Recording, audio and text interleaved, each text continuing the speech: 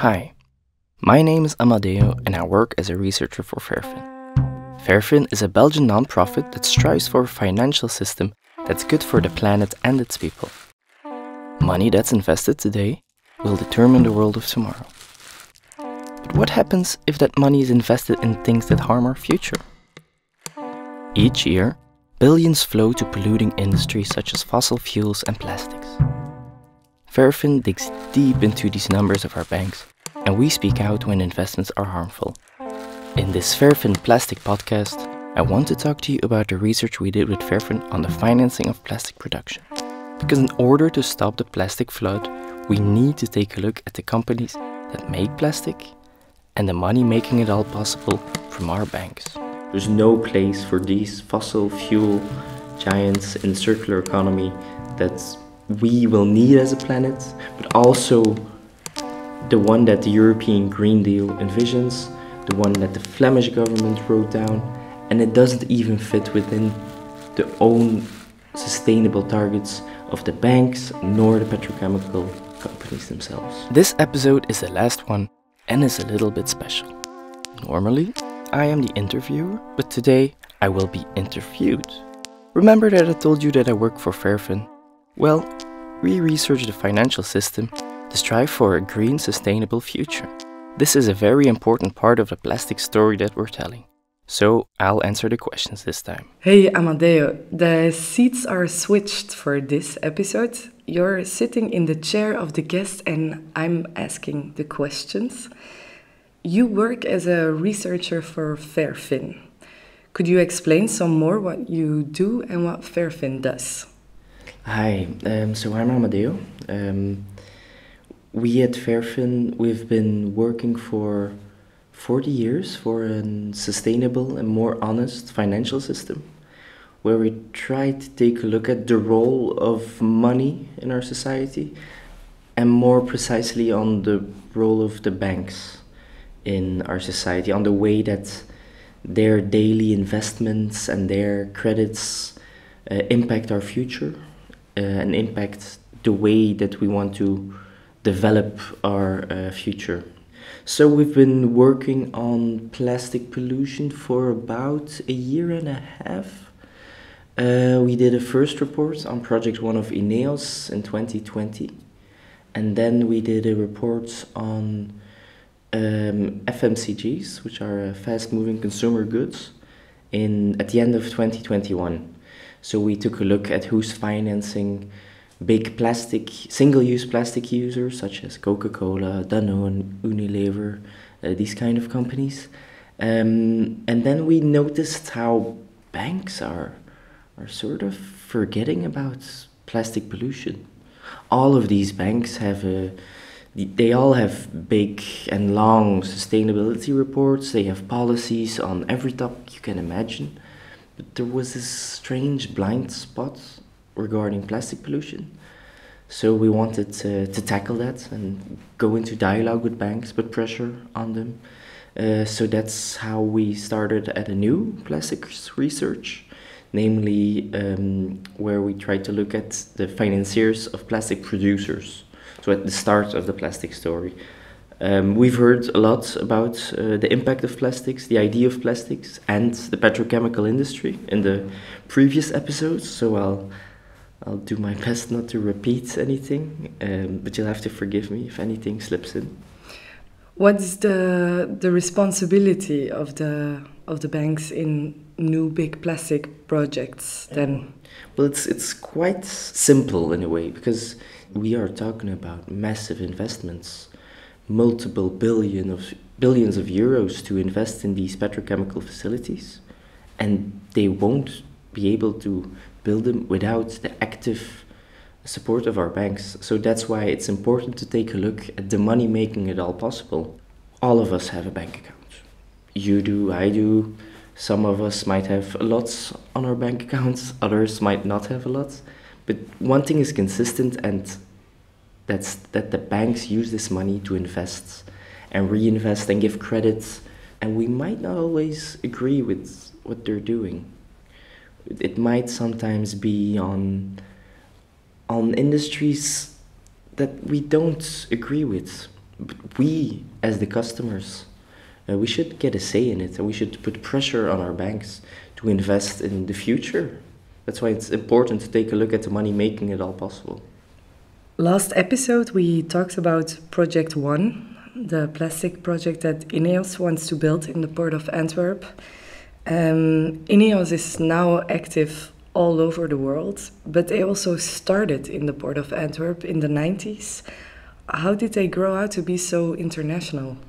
Yes, so it's an Anglo-Swiss company, started in the 90s, as you said, and most of us know INEOS not as a plastic producer, but as the squad leader of the cycling team, or the owner of football club in Nice, or the ones that tried to buy Chelsea Football Club, or the ones sponsoring the American sailing competition. We might not know them as these big petrochemical companies, but the truth is that Jim Ratcliffe, the owner and founder of INEOS, he started in the 90s by buying up old and polluting factories and facilities of other petrochemical or fossil fuel companies. And in just 20 years, he's been able to expand his empire to one of the biggest chemical companies in the world. And again, there's just one thing making it all possible, and that's the support of the banks. He's able to get loans to buy new facilities from other companies, and then use those facilities as pawns to buy more facilities, and then buy his way into the big fish of the chemical world. And that's how we ended up in 2022 with Jim Ratcliffe as heads of the third largest chemical company in the world. So the plan for Project One is to build a new gas cracker in the port of Antwerp. That's in Belgium, near the border with the Netherlands. The banks that are active in Belgium, how much money are they investing in INEOS? Well, in our research, we found that between 2016 and 2021, nearly 3 billion euros went into INEOS and Borealis by banks active in Belgium. And all of this is money that we can attribute to the plastic activities of INEOS and Borealis. This isn't their football team or cycling squads. This is money going to the expansion of plastic. And the main ones are BNP Paribas, ING Group, KBC, Deutsche Bank, and to a lesser extent Belfius, AXA, and Bank de Groof Petercam. You as a listener might have just heard your bank mentioned, and I'm sorry to say, but they're the ones attributing to our plastic crisis. It's important that we not only discuss the environmental risk and climate risk, as discussed in previous episodes, but also the economic risks that these banks are taking. We've noticed 3 big trends that will impact the future of plastics in a drastic way, in a way that we need to combat our plastic pollution. So, first of all, new legislation is coming. Whether the plastic producers will like it or not, there is this sort of revolution happening in the mind of policymakers regarding plastic pollution at the end of the value chain, and at the start with climate-related goals and CO2 emissions reduction targets, all of these big ambitious goals from the Paris Treaty, they will impact the petrochemical industry as well. That being said, there's already an oversupply and overproduction capacity in Europe and in the world in general. We're building more plastic projects than we need. And the last shift that we see is that the public opinion is shifting as well. Year by year, people are growing more and more aware of the plastic pollution, everything that's attributed to it. And year by year, we see that people are using less plastics in their daily lives. Not only in Belgium and in Europe, but especially in the global south, where they are impacted the most by by the very visible plastic pollution, they are also becoming more and more aware. The mind is shifting, the rules are changing, and there's already too much. These three big trends should be a big red flag to anyone wanting to invest in these plastic projects. But still, Project One is coming, and I went to take a look on their website, and I saw a video where they explained the whole plan for this new inventive gas cracker. And they promise that their cracker emits 2 times less CO2 than the best crackers of today, and even 3 times less than an average cracker. Why is this cracker such a bad idea then? This is industry of the past. And the best way we can show you is that no one has been building these type of facilities in Europe the last 20 years. That's why Project One is so groundbreaking, because it's the first one and the biggest one of our generation. I guess you could compare it to coal energy plants. No one is building coal energy plants in Europe anymore. Why? Because they're polluting. It's an old way of producing energy and it emits too much CO2.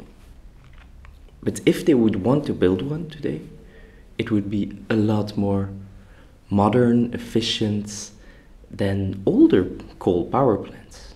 The idea of these old type technologies won't be fit for the future. And that's not just us, FairFin, saying that. That's not just a bunch of NGOs saying this. We've got the scientific community backing us up, saying that fossil-fueled plastics doesn't fit in the industry of the future. But we also have the strategy that the Flemish government has written for the Flemish industry of the future, right? So and I should note that the Flemish government is widely known as having one of the least ambitious climate policies. But they've written this strategy to transform our industry for a more green and sustainable way, to make our industry fit for the future. And we can confidently say that Project One does not fit in the strategy that the Flemish government has written for the future. It doesn't use renewables or biomass as energy and feedstocks. It has no added value to the circular economy, since it will be making new building blocks. It's not electrified, and it won't be using carbon capture. So investing in Project One is a bit like investing in the past. What we need are banks investing in the future. INEOS plans to go into production with Project One in 2026. That's in 4 years. There are still a lot of steps to be taken until then. What is the current state of Project One? Well, at the moment they're applying for their environmental permit. So it's not being built yet. They don't have their permit yet. It's been greenlit by the Flemish government, the same one that said that it doesn't fit in the strategy for the future, that Flemish government. A group of NGOs with Tatjana and Client Earth at the head has been appealing this decision, and now we're waiting on that decision. But I think the most important for us with FairFin is that this is our moment to tackle their financial lifeline. No money, no factory, no problem. So we need to attack them where it hurts the most, and we need to stop the financing of new plastic projects. We have been talking about INEOS in this plastic podcast because of Project One that is approaching. But you also mentioned earlier Borealis, and also in your research it comes up. Can you tell us a bit more about this petrochemical company? Right, so Borealis is also expanding their plastic project in the port of Antwerp. What they'll be doing is a bit different, but more or less the same as INEOS. But the nuance is different, whereas INEOS really is a chemical company, started out as a chemical company. Borealis has been founded by state-owned fossil fuel companies. And even to this day, It's owned by the biggest Austrian fossil fuel giant, OMV, who has just bought up most of Borealis. And this is what we see as well in the world as a sort of trend that big fossil fuel companies all across the world know that their decline is imminent. The banks are making policies, policymakers are putting targets in place, people are buying electric cars, fossil fuel is phasing out in a way. So that's why plastic is their plan B. And that's why our focus has been on Borealis as well, because it's a very clear example of how these fossil fuel giants such as OMV are seeing plastic as a plan B and are looking towards plastics and petrochemicals as their future. Some time ago, FairFin had a meeting with banks active in Belgium about the future of plastic and the role that they can play in this future. Can you tell us something about their attitude during the meeting? So I've mentioned our previous FairFin research on single-use plastics in the food and drink industry. So we had a sit down with all of the banks that we targeted, all of the investments that we found, the credits that we saw, and we noticed, like I said before, plastic is a huge blind spot. They're not taking into account plastic pollution, plastic use, and plastic production into their policies, into their risk analysis, into the way that they choose to invest or give credit. But then in our meetings that we had with them, we noticed that they were following our story. They were recognizing plastic as a financial risk, as an environmental risk. So there's this discrepancy between their policies on plastic, which don't account for plastic at all, and their stance on plastics. So that's why when our research is published now, we'll be taking up a new dialogue. We'll be sitting down with them again and discuss about a comprehensive plastic policy which will take into account all of plastic, from the start as fossil fuels up until its end in the ocean or incineration. They cannot remain blind. And could you tell us more specific what these demands are for the banks? Yeah, well, I think our demands are quite simple. We need to exclude companies that want to expand their plastic production. In the way that it's projected at the moment, plastic in its total will take up 15-20% of our remaining carbon budget. So a fifth of all the emissions that we can still emit would go to plastic. It really is unacceptable to use our carbon budgets for plastics. So that's why we want to apply pressure to these banks and exclude companies who make new plastic production. There's no place for these fossil fuel giants in the circular economy that we will need as a planet, but also the one that the European Green Deal envisions, the one that the Flemish government wrote down, and it doesn't even fit within the own sustainable targets of the banks nor the petrochemical companies themselves.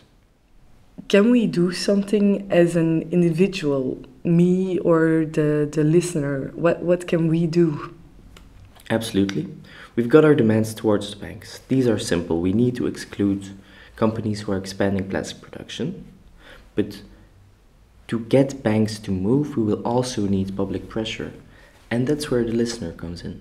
That's where the customer of the bank comes in. On our website, FairFin.be, we've got an easy tool where you can send a complaint letter towards your bank asking them to exclude these companies. When the banks are confronted with public pressure, they will budge. We will go into dialogues with them, we will be constructive, we will discuss the economic and environmental risks and climate risks of investing in plastics. But when they're confronted with public pressure, that's when they'll budge. And that's where we will need a listener. Amadeo, can I ask you if you're hopeful for the future? In a way, I am.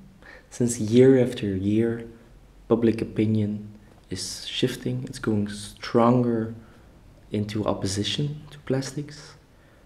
whereas we as an individual still might be flooded by plastics all around us. People are becoming more aware, policymakers are becoming more aware. Pessimists will say that when policymakers will wake up, it'll be too late. But I think that they will have to wake up. We've seen it here in Belgium with the flooding. We will see it all across the world with natural disasters, people having to flee from climate change. And I think plastic is such an easy way to combat climate change, to combat our environmental disaster. And we've discussed this in previous episodes, and we don't really need the plastics that we use all around us. We could go without. So it's not giving up a luxury or a necessity. It's giving up something that we didn't even really ask for.